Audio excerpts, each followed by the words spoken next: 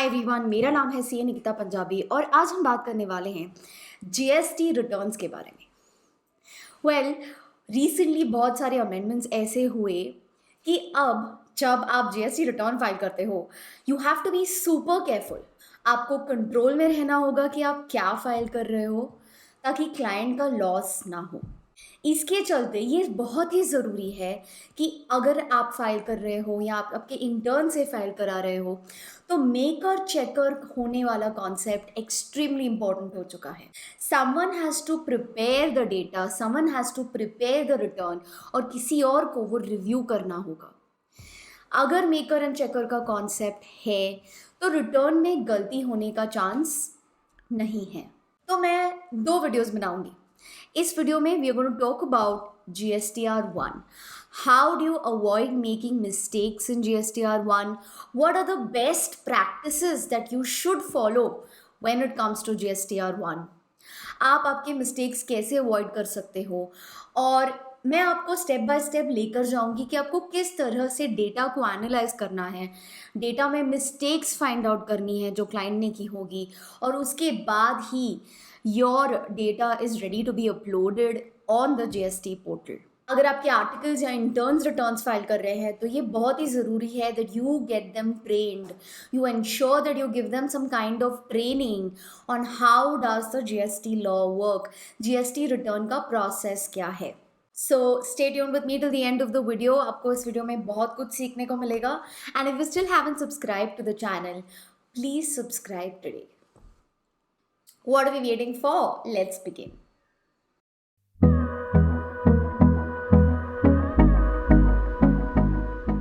आज तक जितने भी GST returns that I have prepared, there are some steps or procedures that I've always followed. हम इसे चेकलिस्ट कहते हैं। ये चेकलिस्ट इंश्योर करती है कि आपकी गलतियां कम हो और अगर क्लाइंट ने गलती की हो तो आपको यूं पता चल जाए। पहली चीज, as soon as you receive the data from the client, you need to ensure some basic things. What are those things? Client ने टैक्सेबल वैल्यू कैसे कंप्यूट किया है, टैक्सेबल वैल्यू में से डिस्काउंट लेस किया है या नहीं। Now different clients will use different softwares.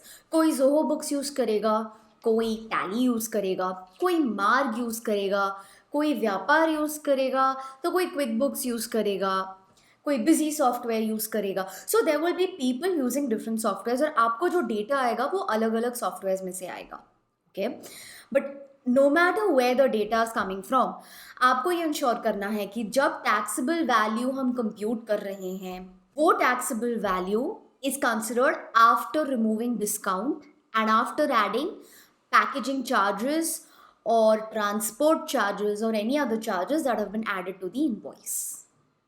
Right, so that's your step number 1। फिर आप क्या चेक करोगे? पॉइंट नंबर 2 में आप ये चेक करोगे कि जो रेट चार्ज हुआ है GST का उस डेटा में, is it the standard rate that is generally applicable to the client. आप उसका HSN कोड देखोगे और आप इंश्योर करोगे कि if the client is involve in selling goods which fall under an HSN जिसका रेट 12% है तो सारे goods have been charged at 12% and there is no anomaly, कोई भी एक्सेप्शनल आइटम नहीं है। और अगर है तो आपको क्लाइंट को क्वेश्चन करना चाहिए ऐसा क्यों है, ब्लाइंडली रिटर्न फाइल नहीं करना है। पॉइंट नंबर 3, आपका एक्सेल शीट और कैलकुलेशन इस तरह से होना चाहिए दैट एक समरी शीट होगी जहां आप भी टैक्सेस कैलकुलेट करोगे, आप टैक्स कैलकुलेट करोगे और आप उसको क्लाइंट के टैक्स कैलकुलेशन से कंपेयर करोगे to ensure that there is no difference at all. इससे आपको अगर कोई एक्सेप्शनल या अनॉमली है वो भी पता चल जाएगी। कई बार we are going to be dealing with data which runs into thousands of line items. It's very tough कि आप एक एक आइटम चेक करोगे. So you need to have checkpoints. So we call these what? Checkpoints. So one of the checkpoints is that you will calculate taxes in your summary sheet and you will see what the client has charged and you will ensure कि इसमें कोई भी difference नहीं है। We have check taxable value में discount, transport charges, packaging charges का adjustment किया है या नहीं। We check the rate of tax, we check that the tax has been charged properly. Then we need to check the place of supply of goods और services. ये goods और services कहाँ provide की है? कई बार accountants would have not defined the place of supply correctly. उन्होंने customer का एड्रेस सही से नहीं डाला, due to which there are some differences in your data. तो आपके लिए बहुत ही ज़रूरी है कि आप प्लेस ऑफ सप्लाई चेक कीजिए, स्पेशली इन केसेस जहाँ सॉफ्टवेयर सही से कॉन्फ़िगर्ड नहीं है। अब क्लाउड बेस्ड अकाउंटिंग सॉफ्टवेयर में ये मिस्टेक होना नॉट पॉसिबल, बिकॉज वो डायरेक्टली कस्टमर के एड्रेस से वो कंप्यूट करता है CGST SGST, ये मैन्युअली नहीं होता। But depending on the software आपको चेक करना पड़ेगा कि CGST SGST is charged if your client and the customer of the client is in the same state. अगर सेम स्टेट में है तो करेक्टली CGST SGST चार्ज हुआ है या नहीं, और अगर डिफरेंट स्टेट में है तो IGST चार्ज हुआ है या नहीं। तो प्लेस ऑफ सप्लाई चेक करना बहुत ही ज़रूरी है। नेक्स्ट, आपको ये देखना होगा कि कोई एग्जेम्प्टेड निल रेटेड सप्लाई है या नहीं, क्योंकि उनका डिस्क्लोजर सेपरेटली होता है।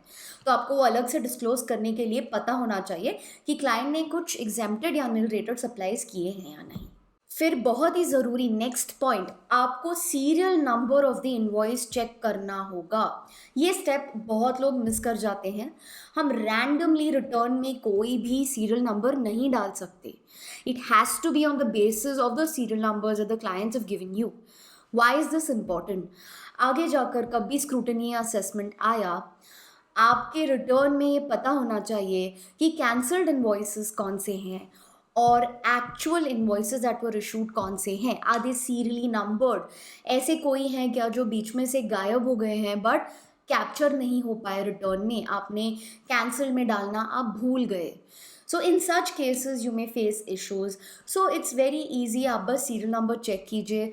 अगर बीच में एक सीरियल नंबर मिसिंग है तो आप क्लाइंट से कंफर्म कीजिए कि ये कैंसल्ड इनवॉइस है, और क्लाइंट को इन्फॉर्म कीजिए कि कैंसल्ड इनवॉइस का कॉपी रखना ज़रूरी है। Then you need to ensure that all the B2B supplies and B2C supplies have been segregated properly. It is good to have a summary at your end. आपके पास एक अलग से summary होना चाहिए जो दिखाएगा कि B2B का taxable value और CGST, SGST, IGST कितना है और B2C का कितना है। इस तरह से आपका एक छोटा सा अगर समरी रेडी होगा तो रिटर्न जब तैयार है तब आपको चेकिंग करने में बहुत आसानी होगी। So it's necessary that you ensure कि आपके पास B2B और B2C का एक छोटा सा समरी रेडी हो, तो आपको लास्ट में रिटर्न वेरिफिकेशन में कोई भी तकलीफ नहीं आएगी। अब बात करते हैं क्रेडिट नोट्स की, सेल्स रिवर्सल्स की। सो अगर आपको क्लाइंट ने डेटा दिया है तो इंश्योर कीजिए अगर क्रेडिट नोट है तो क्रेडिट नोट का भी डेटा दिया है। सिमिलरली क्रेडिट नोट्स में हमको क्या क्या इंश्योर करना है? टैक्सेबल वैल्यू सही से कैलकुलेट हुआ है या नहीं after considering all the adjustments for packaging, discount, transport etcetera. उसके ऊपर जो GST चार्ज हुआ है, is it correctly charged, the rate is correct, place of supply के प्रोविजंस करेक्टली यूज हुए हैं या नहीं। तो आपको इस तरह से क्रेडिट नोट्स में भी चेक करना होगा that there is no mistake there. इस तरह से आप आपकी समरी शीट अब फाइनल करोगे। समरी शीट में क्या क्या आएगा? आपका टोटल रेवेन्यू, ये फाइनलाइज्ड रेवेन्यू जो है वो आएगा। अब ये शीट में जो रिफ्लेक्ट हो रहा है, it is extremely important that this is reflected correctly as per the data send to you by the client. The client has made mistakes, ask them to make these corrections and resend the data, so that आपके summary में जो data जा रहा है, client के पास जो data है और GST पोर्टल पे जो जाएगा वो सब सेम हो। आपको ये चेक करना होगा नेक्स्ट कि कोई अमेंडमेंट्स थे या नहीं लास्ट मंथ के या लास्ट 6 months के या 1 year के, depending on when you are filing. Are there any amendments that need to be made? If there are any amendments, please specify them in your worksheet and you make that amendment. In case QRMP is applicable, quarterly return, monthly payments अगर applicable हैं, तब आपको ये ensure करना है कि आप सिर्फ B2B के इनवॉइसेस IFF में अपलोड कर रहे हो, और अगर कोई अमेंडमेंट्स हो तो आप वो अपलोड कर रहे हो, और क्रेडिट नोट्स हो तो वो अपलोड कर रहे हो। But even if you're uploading only under IFF, you still need to ensure that your worksheet has the entire data of the client for that month. So you need to become a little stricter with your clients. Tell them that data आपको पूरा देना होगा. This will help you also compute the GST liability correctly, और आपके and से mistakes कम हो जाएंगे, आपका कम टाइम जाएगा रिकन्सिलिएशन। फाइनली आपको ये इंश्योर करना है कि HSN डेटा अपलोड के लिए क्लाइंट की तरफ से आया है, and that HSN data matches with your invoice minus credit note जो आपका टैक्सेबल वैल्यू है उससे मैच करता है, राइट? क्योंकि जहां B2B एप्लीकेबल है, now it is mandatory that you give the HSN information. So you need to ensure that you're also uploading your HSN data correctly. Now after ensuring all of this, your sheet is ready. इसके बाद आप आपके filing के लिए आगे proceed कर सकते हैं. Ask yourself these questions. Are your interns and trainees checking all these points? Have you taught them, trained them correctly? Are you reviewing their work? Are they making a lot of mistakes on a monthly basis? If you ensure that you're following all these steps and staying in control of the return and trying to not make many mistakes on a monthly basis, गलत filing नहीं होगी. Yes, I understand it is a lot to expect from consultants and a lot to expect from CAs in general कि आपका return एकदम accurately जाना चाहिए and mistakes नहीं होनी चाहिए. There is very little scope to make mistakes, but if you follow this becomes a system. आप एक आपके फर्म में सिस्टम बनाओगे ऑफ बेस्ट प्रैक्टिसेस, और ये बेस्ट प्रैक्टिसेस का system it will help your trainees become better and avoid mistakes. I have decided that I'm going to launch a course on how do you file GST returns. If you're interested in the course, the link to that course is in the description box down below. Just sign up on that Google sheet, and based on the replies that I get from all of you, I will send you an email about the further details of the course. अब इसके बाद part 2 upload होगा. Part 2 में हम बात करेंगे input tax credit के बारे में. So now right now we spoke about GSTR 1 best practices. अब इसके बाद रिटर्न अपलोड होता है GSTR 1 का, and then comes GSTR 3B, जिसके लिए हमको पता होना चाहिए GSTR 2B क्या है और 3B क्या है.